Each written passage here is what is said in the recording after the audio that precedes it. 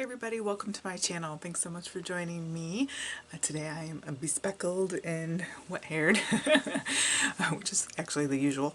But anyways, today is a cooking day and I decided to make something that I often turn to. We like fish, and I think that people sort of feel like fish is hard to cook. And actually, I'm here to tell you it is one of the easiest things to cook, whether it be salmon or a thicker white fish or like a tilapia like we're going to do today, what would be a flat white fish. It's super simple to make and it goes with lots of things and it's low in calories so if you're like me and you look at food and gain a bunch of weight, fish is a great thing to eat on a regular basis. So of course you want to get fish that's from a good source and all of that. Now in Michigan, of course, we have the Great Lakes, but we don't have the ocean fish, obviously. So I tend to buy my fish frozen and already skinned and deboned because that works best for me. Some of my favorite places to buy is salmon at Costco and Whole Foods because the salmon there is better quality and tastes just like the fine restaurants that we like to occasionally eat at. Also, the white tilapia fish I've been getting from Aldi is very, very good, and that's actually what I'm going to use today. So today's recipe is a pan-seared tilapia with a homemade tartar sauce, which is another thing that is very easy to make. You probably have all the ingredients already in your pantry. So let's go ahead and get started. So we have our seared tilapia and a homemade tartar sauce coming up. Okay guys, so I'm making sure my pan is nice and hot. That is first tip, nice and hot. I'm going to have 4 tilapias here that are from Aldi, and they're nice and thin, and they're going to cook really, really quickly. So probably 3 to 4 minutes aside. You can just test it, but I really can't emphasize enough how it's really important to have a really hot pan. I would have liked mine even hotter, but I was doing a few other things and kind of had to get dinner on the table. So just olive oil, salt and pepper. You can season it however you like. Oh, I guess I've got that's a paleo seasoning from Thrive Market. That is really tasty. It's got like paprika and different seasonings there. So just going to set a timer for about 3 minutes and then we'll flip them on over. Super easy to cook. Fish is really, really easy to cook. So just flip them over. This one was funny. I couldn't get it to go over for some odd reason. It kept sliding off. It was kind of funny.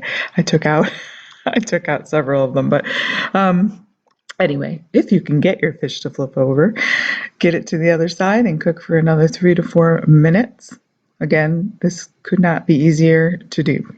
It really, really is. And you can season it however you like. You can put herbs, you can put all different things, whatever you feel like, whatever the flavor profile is. I'm just testing it with a fork there. When it flakes easily, it is done. So get it off the heat so it won't overcook. We don't want dry fish because it's very lean. And the leaner something is, you don't want to dry it out because it doesn't have the fat there to keep it moist. So I'm just checking it. I took it off the heat.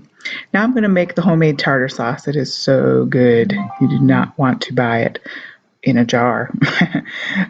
So anyway, just have some good quality mayonnaise. You could use Greek yogurt, which I sometimes do as well, or a mixture of the two.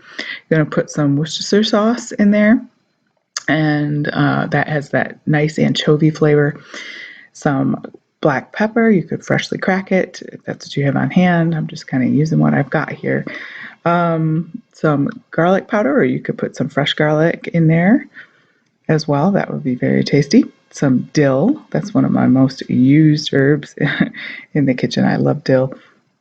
So just putting it, you can see I'm not measuring with any sort of accuracy. It's all to taste. And once you mix this all together, you do want to taste it and see if there's any one of those things that perhaps you need to add a little bit more of. You can always add more in, but you can't take it out. So it's good to be a little conservative. I'm chopping up 1 kosher dill pickle here because that just makes it. If you have pickle relish, that would work too. I prefer this if I've got the pickles available. Just chopping it into little chunks. You can do it as finely as you would like or as chunky as you like. It's just more about consistency at this point. but it's going to add that nice briny dill flavor that is just fresher than getting it out of that jar. I'm just telling you, it's just so good. You could just eat the sauce for dinner. No, we often joke that we'll just have the sauce. It's really, really good. So you really should try this. It's just all stuff you've got in your pantry probably. And also I'm going to juice, I believe it's a half a lemon. It's just making sure the little pits are out of there, but and then stirring, that's our acid, because you need acid to lift that fat in the mayo. But again, you could use Greek yogurt and that would provide some acid as well. Plain Greek yogurt. So I'm trying to just mix that all around.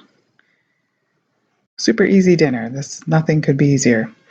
It's great for a weeknight when your brain freezes and you don't have anything, because your fish will thaw out very quickly too if you keep it in the freezer because it's so thin. So just put in a fish. We're plating some Instant Pot rice. That'll be in an upcoming video. Thanks guys for joining me. Please give a thumbs up and subscribe. Have a great day.